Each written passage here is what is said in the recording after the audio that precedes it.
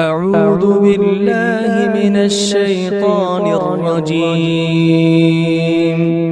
بسم الله الرحمن الرحيم. بسم الله الرحمن الرحيم.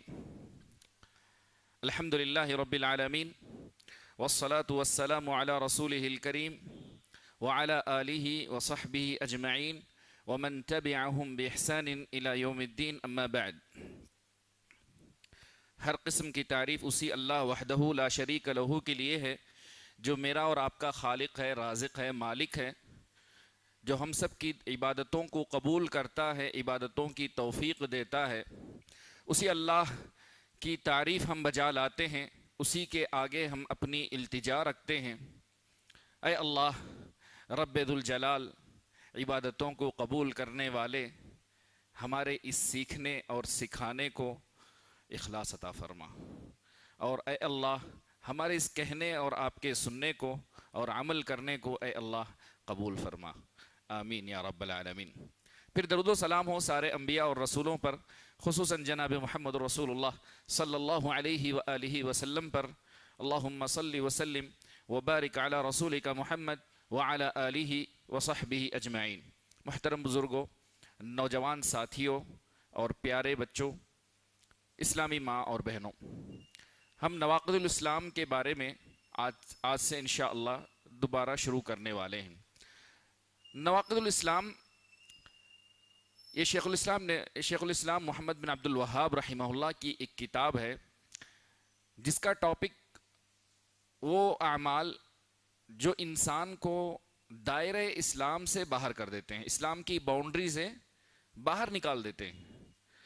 ظاہر بات ہے کہ ایسے اعمال پڑھنا اور سیکھنا، ان کے بارے میں جانکاری حاصل کرنا ہر مسلمان کے لیے ضروری ہے۔ آپ بزنس کرتے ہیں، بزنس میں انسان ہر اس موڑ اور ہر اس گڑھے سے پرہیز کرتا ہے جہاں اس کو لاس ہوتا ہے، جہاں اس کو نقصان ہوتا ہے۔ ہم اپنے بچوں کو ہر اس برائی سے آگاہ کرتے ہیں جو برائی میرے بچوں کو نقصان دیتی ہے۔ ہم اپنے بچوں کو ہر اس بیماری سے محفوظ کرتے ہیں، سیکیور کرتے ہیں جو بیماری میرے بچے کو کمزور کرتی ہے یا اس کی صحت کو کھا جاتی ہے۔ لہذا جو آپ کے ایمان کو کھا جائے، جو آپ کے اسلام کو کھا جائے، جو آپ کی دین و دنیا برباد کر ڈالے، ایسے نواقض کے بارے میں جاننا ضروری ہے کہ نہیں ہے؟ بالکل ضروری ہے۔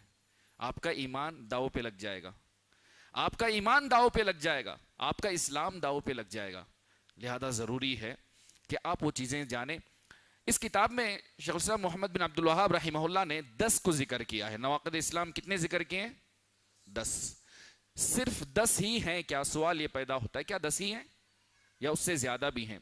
کیونکہ اگر فقہا کی کتابوں کا مراجعہ آپ کریں تو پتہ چلتا ہے، یا ایک عقیدے کی بھی بعض کتابیں آپ دیکھیں، بعض اہل علم نے 10 سے زائد بھی ذکر کیے ہیں، 10 سے زیادہ بھی ذکر کیے ہیں۔ لیکن میں آپ کو بتا دوں کہ شیخ الاسلام محمد بن عبد الوہاب رحمہ اللہ نے 10 ہی اس لیے ذکر کیے کیونکہ سب کا مرجع کسی نہ کسی کو لوٹ کے انہی 10 پر آنا ہے۔ جتنے اگر 15 کہہ لیں، آپ 17 کہہ لیں، لیکن ان 7 کا جو زائد ہیں ان کا لوٹ کے انہی چیزوں پر آتا ہے، محور اسی پر ہے، اسی چیزوں میں گھومتے ہیں۔ لہذا یہ 10 اصل بنیاد ہیں۔ اور دوسری وجہ یہ ہے کہ انہوں نے 10 اسی لیے ذکر کیے ہیں کیونکہ اس پہ اکثر اہل علم کا اتفاق ہے، متفق علیہ ہے، لہذا ان کو ذکر کیا گیا ہے۔ میں نواقض کی تعریف کروں، نواقض کی تعریف کرنے سے پہلے آپ کو ایک بات بتا دوں، ہم ناقض وضو پڑھے ہیں کہ نہیں پڑھے ہیں؟ نواقض وضو کس کو کہا جاتا ہے؟ وہ چیز جو ہماری طہارت میں آ جائے تو ہمارے وضو کو توڑ دے، طہارت کو توڑ دے، تو اس کو کیا کہا جاتا ہے؟ ناقض کہا جاتا ہے۔ اسی طرح نواقض ایمان وہ چیزیں ہیں جو ایمان میں داخل ہوں تو ہمارے ایمان کو برباد کر دے۔ اللہ رب العزت نے قرآن مجید میں فرمایا الذین ینقضون عہد اللہ، جو اللہ کے عہد و پیمان کو پامال کرتے ہیں، توڑتے ہیں۔ ایک اور جگہ اللہ نے کہا کاللتی نقضت غزلہا، اس کے بامحاورہ ترجمہ میں یہ کہوں جو تار تار بکھیر دے، تار تار بکھیر دے، ریزہ ریزہ کر دے، پرخچے اڑا دے جس کو کہتے ہیں، ایسی چیز کو کہا جاتا ہے نقض۔ یعنی بالکل سرے سے آپ کے ایمان کو ملیامیٹ کر کے رکھ دے. اللہ مستعان. اللہ میرے اور آپ کے ایمان کی حفاظت فرمائے، ثابت قدم رکھے، اسی پر ہماری وفات ہو. چلیں، تو نواقض الاسلام ان مفسدات کو کہا جاتا ہے، ان اعمال کو کہا جاتا ہے جو ہمارے ایمان کو برباد کر دیتے ہیں. اگر ایمان پر وہ چیزیں واقع ہو جائیں تو وہ سارے ایمان کو برباد کر دیں گی، اعمال کو برباد کر دیں گی، اور انسان کو مسلمان سے ہٹا کر ایک کافر قرار دے دے گی. تو لہذا ان کو کہا جاتا ہے نواقض اسلام. آئیے نواقض اسلام میں 10 تقریباً ہم ذکر کرنے جا رہے ہیں. سب سے پہلا، جیسے ہم نے پہلے بھی ذکر کیا تھا، آج اسی پر میں دوبارہ بات کرنے جا رہا ہوں. وہ کیا ہے؟ پہلا ناقض اسلام نے کیا ذکر کیا تھا؟ شرک. الشرک سب سے پہلا ناقض شرک ہے. میں آپ سے سوال پوچھنا چاہتا ہوں، کیوں شرک کو سب سے پہلے مقدم رکھا گیا؟ دوسرے نواقض کو کیوں نہیں لکھا؟ جب سب انسان کے اسلام کو، ایمان کو توڑ دیتے ہیں، دائرہ اسلام سے باہر کر دیتے ہیں، تو شرک کو سب سے پہلے کیوں رکھا گیا؟ کیونکہ شرک ہی اصل ساری برائیوں کی جڑ ہے. ساری برائیوں کی جڑ شرک ہے. لہذا سب سے پہلے اس کو ذکر کیا گیا، کیونکہ شرک اللہ کی عبادت میں شرک انسان کو جہنم تک لے جا کر چھوڑتا ہے. اللہ رب العزت نے فرمایا، ان اللہ لا یغفر ان یشرک بہ ویغفر ما دون ذلک لمن یشاء. سورہ النساء آیت نمبر 48. اللہ رب العزت نے فرمایا، اللہ رب العزت شرک کو معاف نہیں کرتے، شرک کے علاوہ ہر قسم کے گناہ اللہ معاف فرماتے ہیں. دوسری آیت میں اللہ رب العزت نے فرمایا سورہ مائدہ آیت نمبر 72 میں، انہ من یشرک باللہ فقد حرم اللہ علیہ الجنۃ ومأواہ النار وما للظالمین من انصار. یقیناً جس نے اللہ کے ساتھ شرک کیا، اللہ نے اس پر جنت کو حرام قرار دی، اور اس کا جہنم ٹھکانہ ہے، اس کا ٹھکانہ جہنم ہے، اور ظالمین کے لیے کوئی مددگار نہیں ہوگا، مشرکین کے لیے کوئی مددگار نہیں ہوگا. یہ آیتیں آپ نے بارہا سنی ہوگی. میں جس پہلو سے بات کرنا چاہتا ہوں وہ یہ ہے کہ سب سے پہلے شرک کیوں ذکر کیا گیا؟ دوسرے گناہ بھی تو ذکر کیے جا سکتے تھے، یا دوسرے نواقض کو ذکر کیا جا سکتا تھا، کیونکہ شرک ایک ایسا گناہ ہے جو سب سے بڑا گناہ ہے. ایسا گناہ کوئی نہیں کیا گیا. وہ اس وجہ سے کہ میں انسان ہوں، آپ انسان ہیں، آپ بھی غیرت مند ہیں، میں بھی غیرت مند ہوں. ہر انسان غیرت مند ہوتا ہے کہ نہیں ہوتا؟ جس کے پاس غیرت نہ ہو وہ صحیح انسان نہیں. حقیقت ہے. جس انسان کے پاس غیرت کا فقدان ہو وہ انسان صحیح انسان نہیں ہے، یعنی کچھ تو کم ہے اس کے اندر. حقیقت ہے. جی ہاں، ہر انسان کو غیرت آتی ہے، ہر انسان کو غیرت آتی ہے. جس کو غیرت نہیں آتی، بد کردار، بد اخلاق، یا بالکل اس کے بارے میں کچھ نہیں کہا جا سکتا. ٹھیک ہے، معاشرے میں اس کی عزت نہیں ہے اور صحیح انسان نہیں سمجھا جاتا. میں کہنا یہ چاہتا ہوں آپ سے، آپ کی بیوی اگر کسی اجنبی مرد سے بات کر لے، آپ کو غیرت آ جاتی کہ نہیں آتی؟ آتی ہے. ارے سعد بن عبادہ رضی اللہ تعالیٰ عنہ کو دیکھو، میں نے اس سے پہلے بھی حدیث سنائی تھی. جی ہاں، رسول صلی اللہ علیہ وسلم کی مجلس میں ذکر آیا کہ اگر کوئی شخص، میں اپنی بیوی کے ساتھ کسی اجنبی مرد کو میں دیکھ لوں تو اسے آڑی تلوار سے نہیں، سیدھی تلوار سے ماروں گا. کہا غیرت. تو رسول صلی اللہ علیہ وسلم نے، اتعجبون من غیرت سعد، اتعجبون من غیرت سعد، تم سعد کی غیرت سے تعجب میں پڑتے ہو. واللہ اغیر من وانا اغیر منہ واللہ اغیر منی. رسول صلی اللہ علیہ وسلم نے کہا کہ میں سعد سے زیادہ غیرت مند ہوں اور اللہ مجھ سے زیادہ غیرت مند ہے. میں یہ بتانا یہ چاہتا ہوں، آپ کی بیوی، میری بیوی کسی اجنبی مرد سے بات کر لے تو غیرت آ جاتی کہ نہیں آتی ہے؟ غیرت آ جاتی ہے. کتنا بھی انسان کیسا بھی ہو لیکن اس کو غیرت آ جاتی ہے. اور جب انسان اللہ کے ساتھ غیر اللہ کو شریک بناتا ہے تو اللہ کو غیرت نہیں آتی. غیرت نہیں آتی اللہ کو غیرت آتی ہے. غیرت آتی ہے اللہ تعالیٰ کو. اللہ تو ہم سے زیادہ غیرت مند ہے اللہ تعالیٰ. لہذا اللہ کے ساتھ شرک کیا جائے یہ اللہ کو پسند نہیں ہے، یہ اللہ کو پسند نہیں ہے. لہذا یہاں شرک سے مراد کون سا شرک ہے؟ شرک کئی قسمیں ہیں. شرک خفی ہے، شرک اصغر ہے، اور شرک اکبر ہے. شرک اکبر یہاں مراد ہے، شرک اکبر ہی یہاں مراد ہے. شرک، بعض اہل علم نے شرک کو تین حصوں میں تقسیم کیا ہے، شرک اکبر، شرک اصغر اور شرک خفی کے نام سے۔ بعض اہل علم نے صرف امام ابن القیم رحمہ اللہ نے شرک کو 2 ہی حصوں میں تقسیم کیا، ایک شرک اکبر اور شرک اصغر۔ شرک اصغر میں شرک خفی کو انہوں نے داخل کر دیا ہے۔ اب رہی بات یہاں ناقض اسلام سے مراد کون سا شرک ہے؟ ریاکاری، یعنی کہ آپ ریاکاری کریں تو آپ اسلام سے باہر ہو جائیں گے؟ نہیں، یہاں اس سے مراد شرک اکبر ہے، مخرج من الملہ ہے، جو آپ کو دائرہ اسلام سے خارج کر دے، وہ شرک ہے۔ ایسے شرک کی 4 قسمیں ہیں۔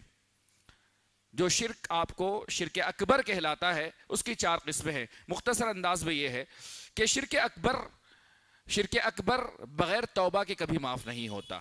اگر کوئی انسان شرک اکبر کرتا ہو اور اسی حالت میں اللہ سے ملاقات کر دے تو وہ ہمیشہ جہنم میں ہے۔ انہ من یشرک باللہ فقد حرم اللہ علیہ الجنہ ومأواہ النار، اللہ نے کہا کہ اس کا ٹھکانہ جہنم ہوگا۔ تو لہذا شرک اکبر بغیر توبہ کے انسان انتقال کر جائے تو ہمیشہ ابدی جہنم میں ہوگا۔ آئیے، شرک اکبر کی میں نے جیسے کہا کہ 4 قسمیں ہیں۔ عموماً بعض اہل علم نے شرک اکبر کی کئی قسمیں بتائیں۔ اس کا مطلب یہ نہیں کہ جو 4 قسمیں میں یہاں بتا رہا ہوں اس سے بڑھ کر کوئی قسم نہیں ہے، ایسا نہیں ہے۔ جیسے اگر کوئی انسان نظر و نیاز مانے، اللہ کے علاوہ کسی سے منت مانگے، کوئی انسان جو ہے اللہ کے علاوہ کسی اور کے لیے قربانی کرے، تو یہ بھی تو شرک کی قسمیں ہیں۔ یہ عبادت کے عموم کے اندر داخل ہوتی ہیں، شرک فی الدعوہ، شرک فی العبادہ کے اندر داخل ہوتی ہیں۔ لیکن میں یہاں جو ذکر کرنے جا رہا ہوں، جو اساسی رئیسی وہ 4 قسمیں ہیں۔ سب سے پہلی قسم ہے الشرک فی الدعوہ، کسی بھی قسم کی عبادت میں اللہ کو شریک کرنا، اللہ کو اکیلا ماننا، ہر قسم کی عبادت میں اللہ ہی کو پکارنا، اسی سے لو لگانا، اسی کو بلانا، یہ توحید کہلاتا ہے۔ اگر اس میں ملاوٹ ہو، ذری سی بھی ملاوٹ ہو تو یہ شرک فی الدعوہ کہلاتا ہے، شرک فی العبادہ کہلاتا ہے۔ سب سے بڑا شرک یہ ہے۔ اسی لیے ہم نے قواعد 4 میں پڑھا تھا، قواعد 4 جو ہم نے کتاب پڑھی تھی، اس میں محمد بن عبد الوہاب رحمہ اللہ نے ایک بات نقل کی تھی کہ آج کے زمانے میں جو مشرکین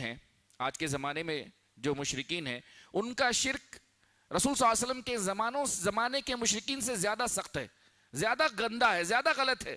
کیوں؟ کیونکہ وہ لوگ سختی میں، تنگی میں اللہ کو یاد کرتے تھے۔ فَإِذَا رَكِبُوا فِي الْفُلْكِ دَعَوُا اللَّهَ مُخْلِصِينَ لَهُ الدِّينَ، جب کشتی پہ سوار ہوتے، چاروں طرف پانی چھا جاتا اور طوفان اور موجوں میں کشتی ڈگمگانے لگتی تو کہتے اللہ کے سوا کوئی ہمیں بچا نہیں سکتا۔ لیکن آج کے لوگ سختی، تنگی میں بھی اور خوشحالی میں، دونوں وقت میں اللہ کے ساتھ شرک کرتے ہیں۔ بلکہ میں نے ایک مثال اس سے پہلے دی تھی کہ اگر کسی کو انسان کو جاب مل جائے، کسی بزنس میں اللہ تعالیٰ کوئی بہترین نعمت ادا کر دے تو سب سے پہلے کیا کرتا ہے؟ نکمہ جا کے فلاں ولی کی مزار پہ چادر چڑھا کے آتا ہے، یا فلاں پہ جا کے جو ہے نظر و نیاز مان کے آتا ہے، کہتا ہے فلاں بابا کی وجہ سے یہ ہوا، فلاں پیر کی وجہ سے یہ ہوا، فلاں کی وجہ سے یہ ہوا۔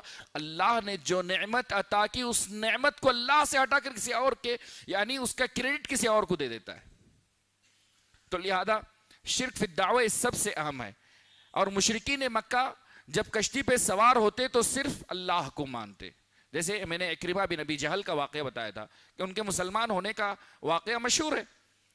جب وہ مکہ فتح ہو گیا تو بھاگ کھڑے ہوئے، گئے کہاں؟ ساحل پر، سمندر کے ساحل پر پہنچے، کشتی دیکھی، سوار ہو گئے۔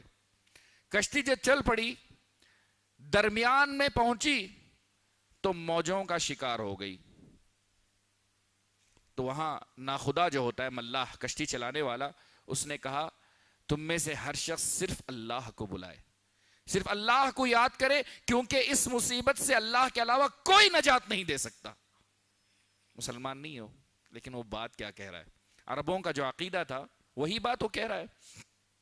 جب اس نے یہ بات کہی، اکرمہ بن ابی جہل نے سوچا اگر سمندر میں اللہ ہی بچا سکتا ہے تو پھر سمندر کے باہر بھی تو اللہ ہی بچائے گا۔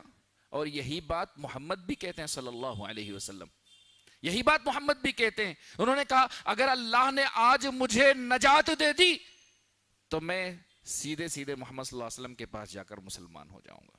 اور اللہ نے نجات دی اور آیا اور مسلمان ہو گئے. تو پہلے کے زمانے کے مشرکین کا شرک آج کے زمانے کے مشرکین کے شرک سے ہلکا تھا. یہی انہوں نے کہا. کیوں؟ کیونکہ پہلے کے زمانے کے لوگ تنگی میں تو کم سے کم اللہ کو یاد کرتے تھے. آج کے زمانے کے لوگ تنگی میں خوشحالی میں ہمیشہ سے اللہ کے ساتھ شرک کرتے ہیں. اللہ تعالیٰ مجھے اور آپ کو شرک سے بچائے.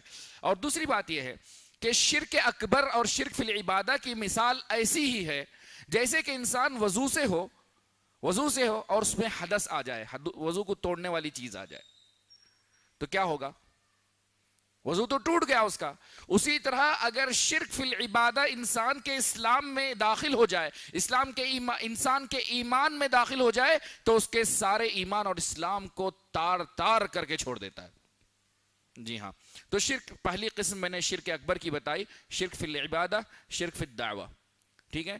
دلیل اللہ رب العزت کی جو قرآن مجید کی سورہ عنکبوت کی آیت نمبر 65 فَإِذَا رَكِبُوا فِي الْفُلْكِ دَعَوُا اللَّهَ مُخْلِصِينَ لَهُ الدِّينَ. دوسری قسم شرک النیت والارادہ والقصد. تھوڑا اس پہ غور کیجیے گا, یہ جو بتانے جا رہا ہوں میں اس میں. دوسری قسم کیا ہے؟ شرک النیت والارادہ والقصد. ارادہ, نیت میں یا کسی چیز کے مقصد میں شرک. یہ کیسے؟ وہ یہ کہ انسان جب کوئی عبادت کرے تو اس عبادت میں اللہ کے ساتھ کسی اور کو شریک کرے, یعنی جو ارادہ مقصد ہوتا ہے انسان کا, نیت میں کسی کو شریک کرے. یہ بہت بڑی بات ہے, بہت بڑی بات ہے. تھوڑا میرے ساتھ پورے چاق و چوبند پورے حواس کے ساتھ رہیے گا تھوڑی سی. کیا مطلب ہوا؟ اگر میں نماز کے لیے آتا ہوں, ساتھ میں کوئی ساتھی ہو گیا, میں اگر آیا پہلی صف میں کھڑا ہو گیا تاکہ میرا آفس کا ساتھی اندازہ لگائے کہ میں جو ہے نماز میں اس سے اچھا ہوں, مسجد میں پرانا مصلی ہوں, میری جگہ یہ ہے, تو اس کے ارادے میں شرک ہوا کہ نہیں ہوا اللہ کے ساتھ؟ یہاں وہ مراد نہیں ہے, کیونکہ ہر ریاکاری, ہر سمعہ, یہ ہر ایک جو ہے وہ شرک نہیں کہلاتا. اگر یہ کہہ دیا جائے تو سارے اعمال پوٹلی میں ان کو پھینک دینا. پھر کون شرک اصغر, یعنی شرک اصغر ریاکاری سے کون بچتا ہے؟ قل من ینجو منہ, بہت کم لوگ اس سے بچتے ہیں. آپ ہی اندازہ لگائیے, آپ اپنے آپ تنہائی میں بیٹھیے 10 منٹ, جو دن بھر کی ہماری عبادت ہوتی ہے, ہم نیکی کرتے ہیں, کچھ بھی نیکی ہم کرتے ہیں, کتنی نیتوں میں خلل ہے ہمارے, کتنی ہماری نیتوں میں خلل ہے. رمضان کی عبادت بھی ہماری شو آف ہوتی ہے, نہیں ہوتی؟ نہیں ہوتی؟ ہوتی ہے. اگر باریکی میں چلا جاؤں, اللہ مجھے اور آپ کو معاف فرمائے, اللہ مجھے اور آپ کو معاف فرمائے. دلیل کیا ہے شرک فی النیہ والارادہ میں؟ نیت اور ارادے اور قصد میں شرک کی دلیل کیا ہے؟ اللہ رب العزت نے فرمایا من کان یرید الحیات الدنیا وزینتها نوفی الیہم اعمالہم فیہا وہم فیہا لا یبخسون. سورہ ہود کی آیت نمبر 15-16 آپ پڑھیں تو اس میں اللہ رب العزت فرماتے ہیں جو دنیا اور دنیا کی زندگی چاہتے ہیں, ہم اس دنیا میں انہیں پورا پورا عطا کرتے ہیں. نوفی الیہم اعمالہم فیہا وہم فیہا لا یبخسون, اور کوئی کمی اور بخیلی ان کے لیے نہیں کی جائے گی. دنیا چاہنے والے کو دنیا دیا جائے گا, پوری دنیا دے گا اللہ تعالیٰ, کوئی بخیلی نہیں کرے گا. اولئک الذین لیس لہم فی الآخرۃ الا النار وحبط ما صنعوا فیہا وباطل ما کانوا یعملون. یہ وہ لوگ ہیں جن کے لیے آخرت میں کوئی نصیب ان کا نہیں ہو, کوئی حصہ نہیں ہے. لیس لہم فی الآخرۃ الا النار, سوائے آگ کے, جہنم کے انہیں کچھ نہیں ملے گا. وحبط ما صنعوا فیہا, دنیا میں جو بھی کیے ہیں وہ برباد ہو جائے گا. اللہ اکبر. وباطل ما كانوا يعملون. تو ابن القیم رحمہ اللہ کہتے ہیں, بہترین عبارت ہے ابن القیم رحمہ اللہ کی, اما الشرک فی الارادات والنیات فذلك البحر الذي لا ساحل له. رہی بات نیتوں میں, ارادوں میں, قصد میں, یہ شرک یہ اتنا بڑا سمندر ہے, اس کا کوئی ساحل نہیں ہے, اس کا کوئی ساحل نہیں ہے. یعنی یہ بہت بڑا ہے, بہت بڑا دروازہ ہے. یہ کہتے ہیں وَقَلَّ مَنْ يَنْجُو مِنْهُ, بہت کم لوگ ہیں جو اس میں بچ جاتے ہیں, اس سے بچنے والے بہت کم لوگ ہیں. انہیں کو مخلص کہا جاتا ہے, انہیں کو مخلص کہا جاتا ہے جن کی نیتیں بھی صاف ہوں, ارادے صاف ہوں, قصد صاف ہوں, ایسے لوگوں کو مخلص کہا جاتا ہے. من اراد بعمله غیر وجہ اللہ, جو بھی شخص اپنے کام کے ذریعے، اپنی عبادت کے ذریعے سے اللہ کی رضا کے علاوہ دوسروں کی رضا چاہے، دوسروں کا ارادہ، دوسروں کی نیت، یعنی دوسروں کی رضامندی، خوشنودی چاہے، دکھاوا چاہے، وہ شخص اس میں داخل ہو جائے گا۔ لیکن یہاں اس سے مراد یہ بات یاد رکھیے گا، یہ بات یاد رکھیے گا کہ شرک فی النیہ، شرک النیہ والارادہ کب کہلائے گا، کیونکہ شرک اکبر ہے، کب کہلائے گا؟ اس انسان کو جو اپنی ساری عبادتیں، اپنے سارے اعمال، اپنا سارا سب کچھ جو کرتا ہے عبادت کے نام پہ، نیکی کے نام پہ، وہ سارے اللہ کے علاوہ کسی اور کے لیے کر دے۔ یعنی جو بھی کام کرے اس سے مراد صرف دکھاوا ہو، صرف دکھاوا ہو۔ یعنی مسجد کا ذمہ دار بنا اس لیے کہ وہ حاجی ہیں، مسجد کے ذمہ دار اس لیے بنے کہ اس محلے کا سب سے بڑا گھر ان کا ہے، مسجد کے ذمہ دار اس لیے بنے کہ ان کا ایک مقام ہے، ایک مرتبہ ہے، سمجھ رہے؟ اگر ایسا ہو اور وہ کام اس لیے کرتے ہیں تاکہ لوگوں میں کہلائیں کہ مسجد کا صدر ہے، ایک مقام ہے، ایک یہ ہے، تو ایسا شخص جو ہے، ایسا میں نے مثال کے طور پر استعمال کیا، یا کہ وہ عالم اپنے سارے اعمال، ساری عبادتیں، سارا علم صرف اس لیے کرتا ہے کہ وہ بڑا عالم کہلائے، اپنے آپ کو بڑا کہلائے کہ فلاں مسجد میں میرا درس ہوتا ہے، فلاں لوگ میرا سنتے ہیں۔ تو سارے اعمال اگر کسی نے لغیر وجہ اللہ کر دیے، سارے اعمال لغیر وجہ اللہ کر دیے، تو یہ شرک فی النیہ اور ارادہ کہلاتا ہے۔ تیسری قسم جو ہے شرک فی الطاعہ ہے، یہ بھی سمجھنا ہمارے لیے ضروری ہے۔ شرک الطاعہ کیا ہے؟ کہ یعنی کہ اتنی پیروی کرنا کسی کی، اتنی پیروی کرنا کہ حلال و حرام کی تمیز نہ ہو، اللہ کی معصیت میں بھی ان کی پیروی کی جائے، اللہ کی نافرمانی میں بھی ان کی پیروی کی جائے۔ اللہ رب العزت نے سورہ توبہ میں آیت نمبر 31 میں فرمایا اتخذوا احبارهم ورهبانهم اربابا من دون اللہ والمسیح ابن مریم، یہود و نصارہ نے اپنے پاپ کو اور اپنے عالموں کو اللہ کے علاوہ شریک بنا لیے۔ اتخذوا احبارهم ورهبانهم اربابا من دون اللہ والمسیح ابن مریم، اور نصارہ نے عیسیٰ علیہ السلام کو اللہ کا شریک بنا لیا۔ جب یہ آیت نازل ہوئی تو کچھ علماء نصارہ جو تھے مسلمان ہو گئے تھے۔ ترمذی کی روایت ہے، اگرچہ کہ عدی بن حاتم رضی اللہ تعالیٰ عنہ سے اس روایت پہ تھوڑا سا کلام ہے، اس کے لیے ایک شاہد بھی ہے جو ابن جریر نے موقوفاً حبیب بن ابی ثابت سے نقل کیا ہے، حذیفہ رضی اللہ تعالیٰ عنہ کی۔ عموماً حسن لغیرہ کے درجے تک بعض اہل علم نے پہنچایا، اس لیے اس کو ذکر کرتا ہوں میں۔ وہ روایت یہ ہے کہ جب یہ آیت نازل ہوئی اتخذوا احبارهم ورهبانهم اربابا من دون اللہ والمسیح ابن مریم، تو کچھ لوگوں نے آ کر رسول صلی اللہ علیہ وسلم سے کہا کہ یہود و نصارہ اپنے علماء کی پوجا تو نہیں کرتے تھے، اپنے علماء کی عبادت تو نہیں کرتے تھے۔ تو رسول اللہ صلی اللہ علیہ وسلم نے کہا کہ کیا انہوں نے الیس یحرمون ما احل اللہ، کیا تم جب تک مسلمان نہیں ہوئے تھے تمہارے عالم، تمہارے رہبان، تمہارے پجاری جب یہ کہتے کہ اللہ نے جو حرام کیا وہ حلال ہے، یا حلال کو حرام کرتے تو تم مانتے نہیں تھے؟ یعنی حلال کو حرام کر دے یا حرام کو حلال کر دے تو تم مانتے نہیں تھے؟ وہی ہے، رسول اللہ صلی اللہ علیہ وسلم نے کہا کہ وہی ہے، انہوں نے اللہ کے علاوہ اپنے عالموں کو شریک بنا لیا، سبحان اللہ۔ اور یہ اکثر مفسرین نے اس کو نقل کیا ہے۔ رہی بات اس آیت کی تفسیر میں، شیخ الاسلام نے تیمیہ رحمہ اللہ نے 2 باتیں نقل کی ہیں، مجموع الفتاوی میں منقول ہے، 2 باتیں ہیں۔ ایک بات یہ تھی کہ نصارہ اور یہودیوں کے عالموں نے، یہود و نصارہ کے عالموں نے اللہ کے دین کو بدل کر ایک نیا دین بنا لیا اور اس کو ان کی عوام نے قبول کر لیا، آنکھیں بند کر کے اس دین کو قبول کر دیا جو دین انہیں بدل دیا تھا۔ تو اللہ تعالیٰ نے ان کے ساتھ ان کو بھی شامل کر لیا، اتخذوا احبارهم ورهبانهم اربابا من دون اللہ۔ یا دوسری صورت وہ ہو سکتی ہے کہ وہ جانتے تھے کہ ہمارے علماء حلال کو حرام کر رہے ہیں، حرام کو حلال کر رہے ہیں، مانتے تھے۔ یہ آج ہوتا ہے، ہم مسلمانوں میں بھی ہوتا نہیں ہوتا، پکا ہوتا ہے، بہت ہوتا ہے۔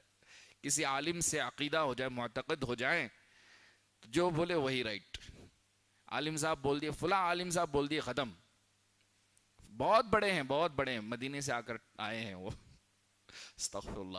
تو ہوتا یہ ہے کہ کسی عالم کی اگر انسان چاہت اپنے دل میں اتنی پیدا کر لے، جو بولے سو وہی صحیح، تو یہ کیا ہوتا ہے؟ ایسی صورت میں ان کی طرف سے دفاع کرنے لگتے ہیں، ان کی طرف سے جھگڑا کرنے لگتے ہیں، ان کی طرف سے ماننے لگتے ہیں۔ اور حتیٰ کہ اللہ اور اس کے رسول صلی اللہ علیہ وسلم کی واضح باتوں کو ٹھکرانے لگتے ہیں۔ اللہ مجھے اور آپ کو ایسی پیری مریدی سے بچائے۔ تو لہذا شیخ الاسلام ابن تیمیہ رحمہ اللہ نے کہا کہ وہ جانتے ہیں کہ یہ حرام ہے، یہ حلال ہے، اس کے باوجود بھی ان علماء کی پیروی کر لیتے ہیں، اس لیے کہ انہوں نے کہا ہے۔ تو ایسے لوگوں کو کیا کہیں گے کہ کیا انہوں نے شرک کیا؟ اکثر ایسے مسئلے پیدا ہوتے ہیں، کہتے ہیں نا ایسے مسئلے پیدا، اس لیے آپ ذرا محتاط رہیے گا۔ اس کو شرک نہیں کہا جائے گا، اس کو اہل ذنوب کہا جائے گا، معاصی کہا جائے گا، کہ انہوں نے اللہ کا کلام آنے کے باوجود بھی ایک عالم کی بات کو انہوں نے آگے رکھا، تو لہذا اس کو شرک نہیں کہا جائے گا۔ جی ہاں، بعض لوگ اس کو بھی شرک فی الطعام میں ملا کر جو ہے مشرک قرار دیتے ہیں۔ جی ہاں، بہت بڑی بات ہے، ایسا نہیں کہنا چاہیے۔ اگر آپ کو پرکھ نہیں ہے اس کی تو مت کہیے۔ شیخ الاسلام ابن تیمیہ رحمہ اللہ نے اس بارے میں دو باتیں کہیں۔ ایک بات وہ ہے کہ جب انہوں نے دین بدل ڈالا، اللہ کے حلال کو حرام، حرام کو حلال کر دیا، تو انہوں نے پوری بات مان لی اور دین بدلے ہوئے دین پر انہوں نے عمل کیا، تو اللہ نے ان کے ساتھ ان کو بھی شریک کر لیا۔ دوسرا یہ ہے کہ ان لوگوں نے جانا کہ یہ حرام ہے، اللہ نے حرام قرار دیا، اور یہ حلال ہے، لیکن یہ علماء اس میں گڑبڑ کر رہے ہیں، غلط عملت کر رہے ہیں، تو لہذا ایسے لوگوں کو اہل ذنوب اور اہل معاصی میں شمار کیا جائے گا۔ اللہ تبارک و تعالی مجھے اور آپ کو ایسے گناہوں سے بچائے۔ چوتھی قسم کیا ہے؟ چوتھی قسم شرک المحبہ ہے۔ اکثر اس کا شکار ہو جاتے ہیں۔ شرک محبہ کیا ہے؟ کہ محبت پہ شرک کرنا۔ یہ بھی باب کافی لمبا ہے، لیکن میں مختصر انداز میں کہوں گا کہ اللہ رب العزت نے سورہ بقرہ آیت نمبر 165 میں فرمایا، بسم اللہ الرحمن الرحیم، وَمِنَ النَّاسِ مَن يَتَّخِذُ مِن دُونِ اللَّهِ أَندَادًا يُحِبُّونَهُمْ كَحُبِّ اللَّهِ وَمِنَ النَّاسِ مَن يَتَّخِذُ مِن دُونِ اللَّهِ۔ کچھ لوگ ہیں جو اللہ کے علاوہ کسی دوسروں کو شریک ٹھہراتے ہیں، ان کی مثال ایسی ہے، يُحِبُّونَهُمْ كَحُبِّ اللَّهِ، وہ لوگ اللہ کے علاوہ دوسرے معبودوں سے ایسے محبت اور چاہت کرتے ہیں جیسے کہ اللہ کی محبت ہونی چاہیے۔ اللہ نے بتایا کہ وہ اللہ کے علاوہ غیروں سے ایسی محبت کرتے ہیں جیسے اللہ کی محبت ہونی چاہیے۔ اللہ کی محبت انسان کے دل میں پیدا ہو۔ محبت عموماً 4 قسم کی ہے۔ محبت 4 قسم کی، ابن القیم رحمہ اللہ نے بتایا کہ 4 قسم کی محبت ہے۔ ایک اللہ کی محبت، محبت اللہ، اللہ کی محبت۔ اگر انسان کہے میں اللہ کو چاہتا ہوں، میں اللہ کو چاہتا ہوں، کیا یہ کافی ہے؟ کافی نہیں ہے۔ جی ہاں، یہ کافی نہیں ہے۔ اس کی مثال ایسی ہی ہے، بزرگ بھی ہیں لیکن مثال ہے۔ اس کی مثال ایسی ہے، کوئی انسان کہتا ہے بیوی سے میں بہت چاہتا ہوں، لیکن اس کی کوئی خواہش پوری نہیں کرتا، اسے نہ کپڑے لا کر دیتا، نہ کچھ کھلاتا پلاتا، کہتا میں تمہیں چاہتا ہوں۔ یہ محبت کافی ہے؟ یہ محبت نہیں ہے۔ صرف یہ انسان دعویٰ کرے کہ میں اللہ کو چاہتا ہوں، صرف یہ محبت اس کی کافی نہیں ہے، اور نہ ہی اس کو اللہ کے عذاب سے بچا سکتی ہے۔ کیونکہ یہود بھی کہتے تھے کہ ہم اللہ کو چاہتے ہیں، نصارہ بھی کہتے تھے ہم اللہ کو چاہتے ہیں، مشرکین بھی کہتے ہیں ہم اللہ کو چاہتے ہیں۔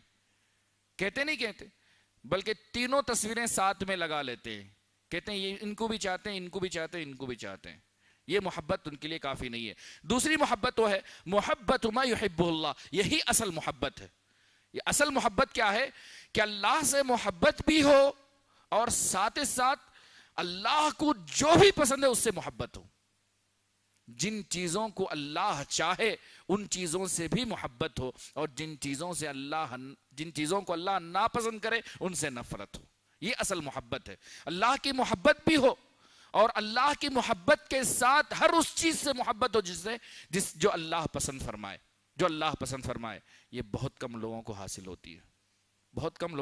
ہوتی ہے، اسی کو متقی کہا جاتا ہے۔ یعنی ہر وہ چیز جو اللہ کو ناپسند ہو وہاں رک جائے، جو چیز اللہ کو پسند ہو اس کو بجا لائے۔ یہ بہت کم لوگوں کو میسر ہوتی ہے، اللہ کرے کہ میں اور آپ ان میں سے ہو جائیں۔ تیسری قسم الحب للہ، اللہ کے لیے محبت کرنا، صرف اللہ کے لیے کسی سے محبت کرنا اور اللہ کے لیے کسی سے دشمنی کرنا۔ یہ لوازم محبت ما یحب اللہ ہے۔ جو دوسری قسم میں نے بتائی اسی کے لوازم میں سے چوتھی قسم ہے المحبت مع اللہ، اللہ کے ساتھ دوسروں کو بھی چاہیں۔ یہی شرک ہے۔ اللہ کی محبت تو ہے دل میں، لیکن ساتھ میں دوسروں کی محبت بھی ہے، دوسروں کی بھی چاہت ہے۔ اس کی ایک مثال میں دیتا ہوں۔ بعض لوگ اپنے آپ کو مسلمان ہونے کا دعویٰ کرتے ہیں، کہتے ہیں ہم اللہ کو چاہتے ہیں، اللہ کی عبادت کرتے ہیں، لیکن جب اللہ کے علاوہ کسی غیر اللہ کے بارے میں ذرا سا بھی ہو جائے تو اتنا بپھر جاتے ہیں، اتنا بپھر جاتے ہیں، اتنا ناراض ہوتے ہیں، گویا کہ ان کی زندگی میں بھونچال آ گیا، یعنی بہت بڑا کچھ وبال آ گیا ہو۔ اگر کسی پیر صاحب کے بارے میں تھوڑی سی بات ہو گئی تو ختم ہو گیا معاملہ، سب ختم ہو گیا، ولا برا سب کچھ ہو جائے۔ تو یہ محبت، اللہ کی محبت کے ساتھ غیر اللہ کی محبت، اسی کو اللہ نے ذکر کیا ہے۔ یہ چاروں محبتیں اس میں خلل ہو تو یہ مخرج من اللہ ہیں، انسان کو اسلام سے خارج کر دیتی ہیں۔ اور اسی طرح سے شرک کی قسموں میں سے میں نے جیسے کہا الذبح لغیر اللہ، غیر اللہ کے لیے ذبح کرنا، غیر اللہ کے نظر و نیاز ماننا، اور اللہ کے علاوہ بتوں سے محبت کرنا، یہ بھی محبت کی چوتھی قسم میں داخل ہوتا ہے۔ اللہ تبارک و تعالی مجھے اور آپ کو صحیح معنوں میں اللہ سے محبت کرنے والا بنائے، اللہ کے لیے محبت کرنے والا بنائے، اللہ کو جو چیزیں پسند ہیں ان سے محبت کرنے والا بنائے، اور اللہ نے جن چیزوں سے منع فرمایا ہے ان سے رک جانے والا بنائے۔ تو آمین یا رب العالمین۔